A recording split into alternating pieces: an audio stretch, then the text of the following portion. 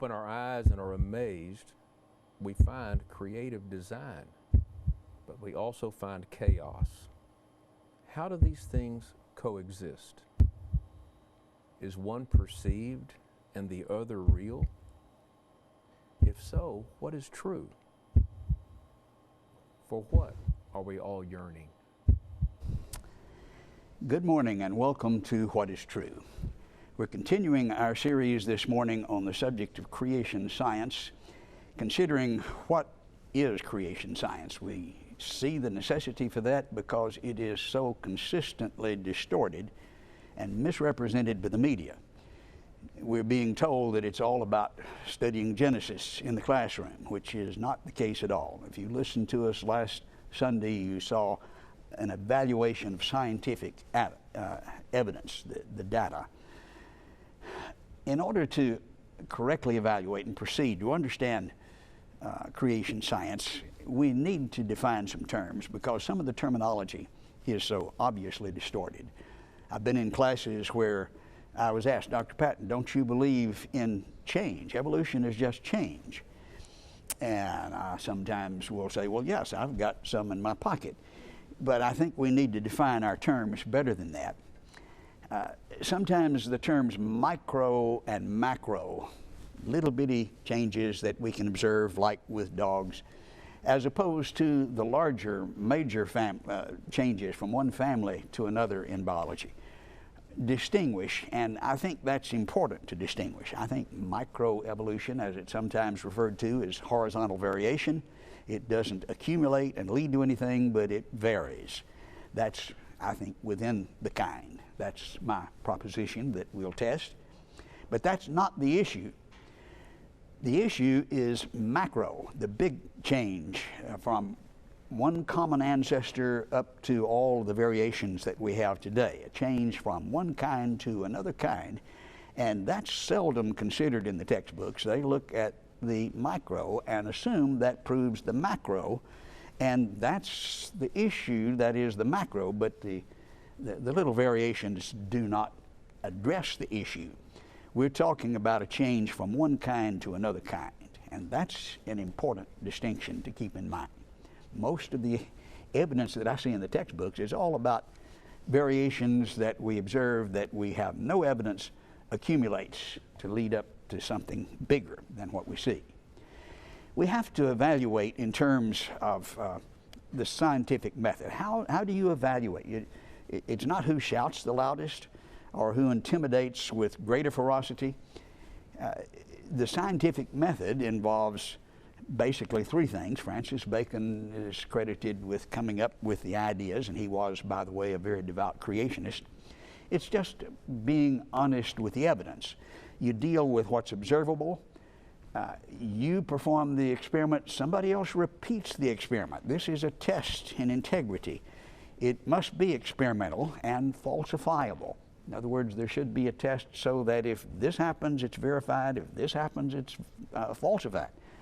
If you can't test it, then it's not considered science. Well, let's apply these principles of the scientific method to the concept of macro evolution. What about in the observable world? Do we see a change from one family to another family in biology? No, don't see anything like that. G. Leonard Stebbins of Harvard, leading evolutionist, says the reason the major steps of evolution never have been observed. Now that's critical. He acknowledges, no, we haven't seen that. But the reason is they take millions of years. Okay, well, I can understand that. If it takes that long, I think we have evidence to the contrary. But the point here is it's not observable, which he acknowledges. Well, you don't see it in the living world. What about in the fossil record, which is supposed to record the changes over millions of years? And Stephen Gould, one of the more famous paleontologists from Harvard, says the extreme rarity of transitional forms in the fossil record persists as the trade secret of paleontologists. We view our data as so bad we never see the very process we profess to study. It went so fast you didn't see the change, you see the difference, the result. But there's this gap in between because it went so fast you didn't see. Well, But the bottom line is you don't see it either in the living world or the fossil record. Now, what about experimenting to demonstrate?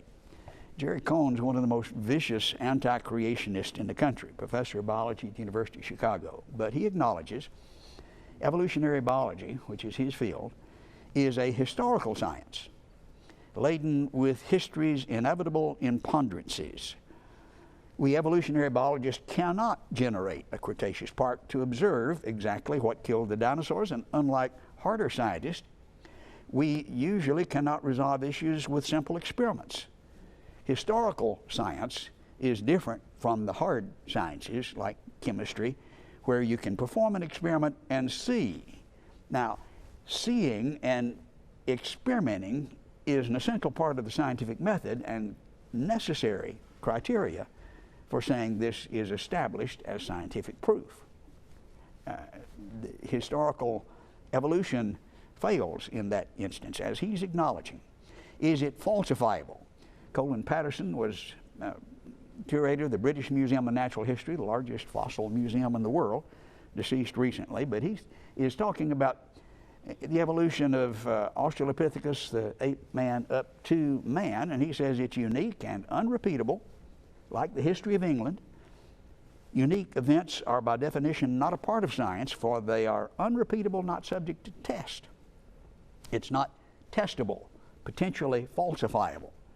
And so at all 4 points, evolution fails in terms of scientific proof. That's also true of creation. You can't repeat that or test or experiment. Neither are subject to the strict terms of scientific proof. Now, that doesn't mean they're outside of science, but it is improper to say they are proved scientifically. They are not subject to those terms.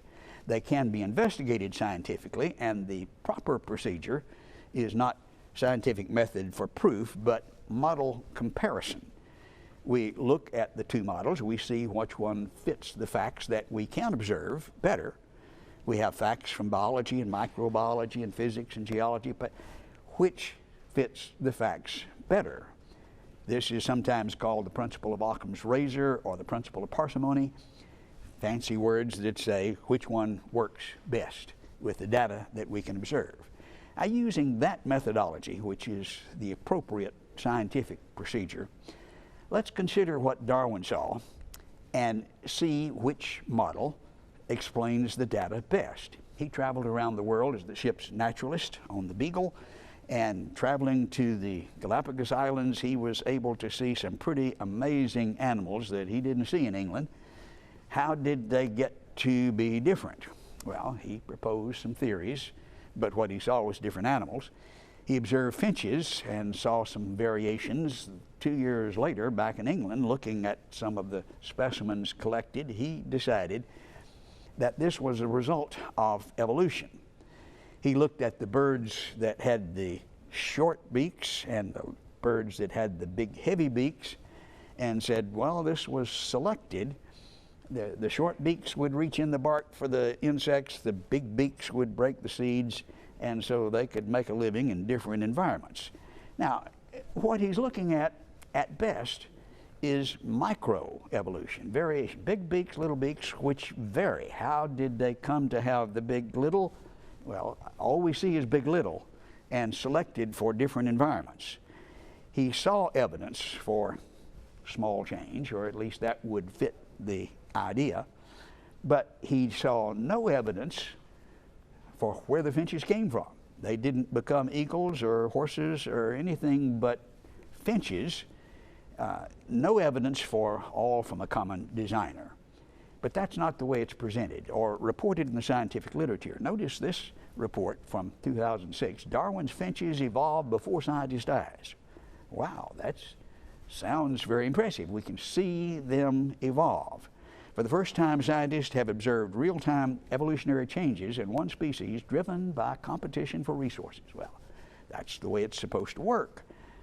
But you look at the rest of the story, and they acknowledge that the shrinkage of beaks, as they referred to it, was first less than 1 millimeter. Now, that's a very small variation.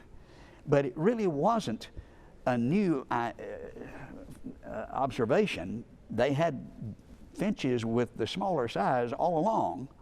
They both existed before the drought and after the drought, which is what produced the change here. Only the relative numbers changed. And so you have more of one with the drought. And it changes back after the drought, but that's evolution. That's what they call proof of Darwin's theory. A shift in the relative numbers of things that were already there. The amazing thing is seen as we look, reported here in 2014, that the speciation that they assume was producing 14 species, now has gone the other way. Darwin's tree finches have collapsed under conditions of hybridization into 2 species. That's different from the 14 that you see in the textbooks. We see that the process is reversible. I would affirm this is consistent with horizontal variation, this way, that way, but not cumulative that leads to something new and different. The fact that it goes back to 2 really is devastating, and you probably didn't see that in the textbook. But we're continuing to see propaganda touting this as proof here from 2018. These birds are evolutionary biologists' most celebrated example of natural selection in action. Yes, that's the best they can do. I think that's encouraging. We look at what Darwin saw. He saw a variety of finches, like we see with dogs, that we can reproduce, but that do not go beyond barriers. This is not really an issue, and certainly doesn't prove macroevolution. Another line of evidence touted in the textbooks is from the pepper moths back in Darwin's time. Before the Industrial Revolution, the tree trunks were lighter and the black moths stood out, and the lighter colored moths were camouflaged. But after the Industrial Revolution, now the dark are camouflaged, the light ones stick out. But there were light and dark before, there were light and dark after. Nothing new originated, but this is presented in the textbooks as proof of evolution. Interestingly, Harrison Matthews, one of the more famous biologists in England, actually was honored to be asked to write the foreword to the centennial edition of Origin of the Species. He said in that introduction, the peppered moth that's presented in the textbooks, experiments do not show evolution in progress. For however the populations may alter, all the moths remain from beginning to end Bistion betulera, the pepper moth. No evolution, just not even variation. More light ones, more dark ones, depending on the situation. Yet we see presentations like this in the International Wildlife Encyclopedia. It's the most striking evolutionary change ever witnessed by man. I think they're right. That's the best they got. That's why it's in the textbooks. If they had something better, they'd put it there. This is certainly not macroevolution. And even that has now been discredited. Jerry Cohn, the famous anti-creationist, is writing in Nature, and he says this is not black and white. Majerus, the one who did the experiments, trying to repeat, which is science, what was done and what was observed by Darwin, he notes the most serious problem in that Bistion betulera probably doesn't rest on tree trunks. Well, I've seen millions of them, well, thousands of them on trees, but they're all in the textbooks if you see them on tree trunks. Exactly 2 moths have been seen in such a position, more than 40 years of intensive research. Well, how did they get them in the pictures in the textbook? They pinned them there. That's not where they, and so that's a serious, serious problem. Science, though, still tells us this is good evidence. We're told here the peppered moths, Bistion betulera, one of the most widely recognized examples of contemporary evolutionary change. And I would agree, that's the best they can do. The truth here is that we see a shift in relative numbers of pre-existing horizontal variations. And that's a long ways from proving evolution. Darwin simply observed small changes. He assumed that those small changes would add up to the big changes. He didn't see that. He assumed that. Well, you can't test it because it takes millions of years, so we get around that requirement. He simply assumed, well, I think it can be tested. Well, no, you can't. It takes too long, but there are some things that reproduce rapidly enough to be able to test. For example, when you look at fruit flies that reproduce up to once every 2 weeks, or bacteria that reproduce up to once every 20 minutes, you can get billions of generations that you can observe. Well, what happens? You should have lots of evolution. Michael DeSalle, writing in the Encyclopedia of Life Sciences, says regarding the fruit flies, if mutations were a variation of value, and it has a very high mutation rate, about 1 in 1,000, then the evolution of Drosophila should have proceeded with extreme rapidity. That's why they're used in college classrooms. They do terrible things to these little flies with mutagenic chemicals and radiation. To wonder PETA hadn't gotten involved with their treatment of them. But anyway, they produce mutations, but he says the facts entirely contradict the validity of this theoretical deduction, for we have seen that the Drosophila fly has not been modified in any way. It's still Drosophila fly. It varies, but it doesn't build up to something else. Bacteria, likewise, stay the same. They vary, tremendous variation, I think, designed into the biotype.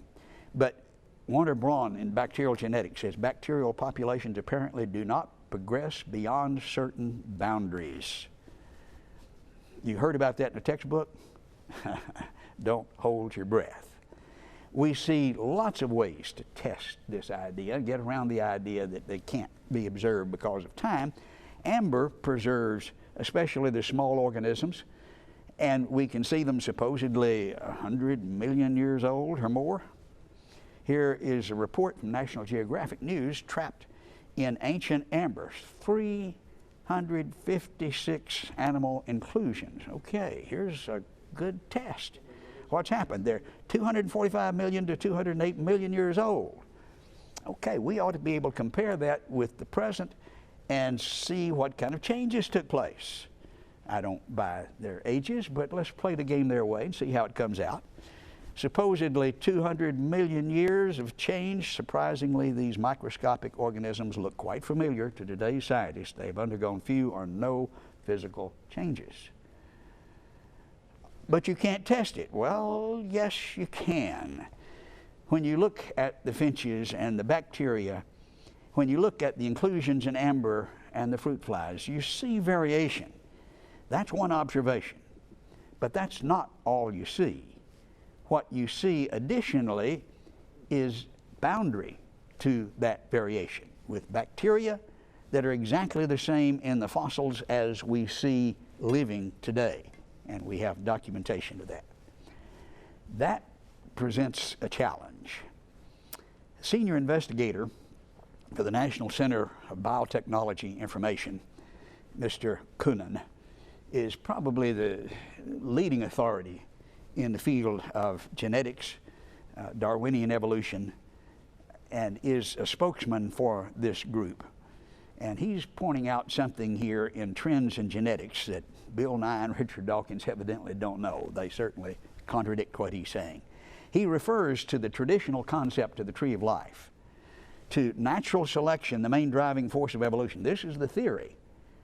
This is the concept of the modern synthesis of evolution, synthesizing Mendelian genetics with Darwinian natural selection. Put that together with our modern view, the tree of life, natural selection. He said that's gone. That's been refuted. The modern synthesis has crumbled, apparently beyond repair. Not to mince words, the modern synthesis is gone. Now, this is a branch of the National Institutes of Science, the National Center for Biotechnology Information. He's their spokesman, senior investigator. I think he knows what he's talking about. He's not a creationist, he's a devout evolutionist. And he would indicate that perhaps as many as 30% of all biologists today understand Darwinian evolution does not explain what we see in this world. Now, that doesn't mean they're creationists, but they see what's in the textbooks, the Darwinian picture, doesn't work. And they're saying that out loud. Now, what we encourage people to do is to look at the evidence. Which model explains the facts best? We look at boundaries, we look at variation. Two observations, and we look at both. We expect variation. The Creator would put within the biotype a capacity to vary, to adapt to different situations, so that the rabbit down in Texas is brown and he's white up in the Arctic. And I think we see more information from the epigenome that influences from the environment on genetics, and they are selected for that environment. It's a new order of complexity above the DNA, the epigenome, the mentholating of the, we won't go into all of the details, but we understand now how this works. But it's like a conductor that says to the DNA, all right, you, like the horn section, play now. You, like the violins, play. There's a director that says turn on and turn off, and accounts for variations with the same genetics, but expressed in different ways. An amazing designed system. We can account for the variations. We can account for the boundaries. We have a Creator who said they would reproduce after their kind, so okay, let's test that and see. And we look, and yep, that's what we see. The finches are still finches, and the pepper moths are still pepper moths. Horses are still horses, and we'll talk more about that evidence later. But which model works best? Both observations are explained, but with evolution, while they can explain variations, though I don't think they explain the nature of the variations, which do not accumulate, do not lead to something different, but just variations. But then what happens to those variations? Are they selected? Do they add up to something different? The leading authorities say that idea is gone. We've tested it, it's not there. The leading evolutionary biologists have said, nope, that doesn't work. That's dead. Now, you only have two horses in this race. One of them's gone. Or as Dawkins said regarding this, they're dead. That is, Stephen Gould made that comment. Which model works best? Now, understand, as we look at this and evaluate, you may say, okay, I see an advantage with one side, or I don't see an advantage in the other. We haven't begun to scratch the surface in this first presentation, which is not really to convince you of the superiority of the creation model, but to define what creation science is. It's not looking at the book of Genesis. It's not blind dogma, faith, religious dogma. It's looking at the evidence and seeing which fits the... Now, that's what we've been doing, and if you've listened, you've seen that. That's what creation science... Now, that's our purpose in these two sessions, so that you see what it is. Now, the media dismisses it because it's all about religion in the classroom. Why would they do that? Well, they want to get rid of it somehow. You see the challenge they would have if they just looked at the evidence and tried to evaluate and try to wrestle with the evidence of this yeast cell with 210 trillion molecules making up 42 million machines turning at 1 million revolutions per minute, all functioning perfectly. You can talk about molecules on the backs of crystals. I don't think that's an adequate explanation. I think there's a better one. And the only adequate explanation is a supernatural creator. Well, if you go there, then you're going to have to behave yourself. Uh-oh, they don't want to go there. And so they back away and say, no, we're not. They see evidence for design in a chip on the side of a rock, but they don't see evidence for design with 42 million highly coordinated functioning machines, functioning as one, in a tail that rotates at 100,000 revolutions per minute to propel with rotor and stator and the parts of an electric motor, and that just accidentally happened on the backs of crystals, maybe. I think there's a better and more obvious explanation.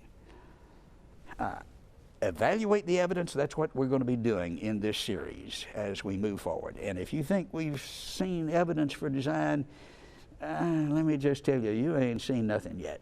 We're just beginning. First 2 sessions, make sure you understand what creation science is, so it's not dismissed and out of the classroom because it's religion in the class. It is an evaluation of the scientific evidence. Which one works better?